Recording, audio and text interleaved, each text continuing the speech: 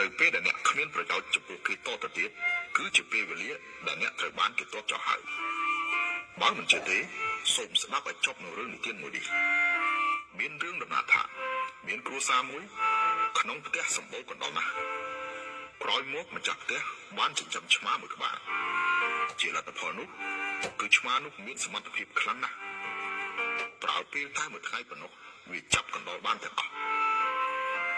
លុះ3ថ្ងៃក្រោយមកគ្មានលេចចេញកណ្ដុរមកទៀតទេម្ចាស់ផ្ទះនោះក៏មានអារម្មណ៍ថាវាអស់តម្លៃហើយទុកវាឲ្យនៅនាំតែខាតចំណីអាហាររបស់ខ្លួនទេរួចហើយក៏យកឆ្មានេះទៅប្រោះចោលមួយខែក្រោយមក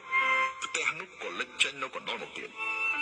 ម្ចាស់ផ្ទះនោះបានធ្វើដូចមុនអញ្ចឹងគឺចិញ្ចឹមឆ្មាមួយក្បាលទៀតប៉ុន្តែឆ្មាមួយក្បាលក្រោយនេះវាឆ្លាតខ្លាំងណាស់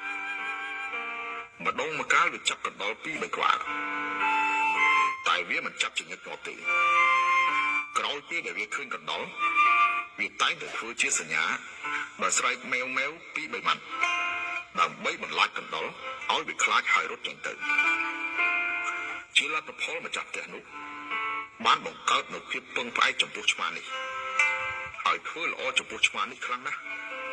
ដោយសារឲ្យតែនៅមានកណ្ដុរឆ្មាមួយក្បាលនេះនៅតែមានតម្លៃជានិច្ចតើអ្នកទាំងអស់គ្នាយល់ហើយឬនៅ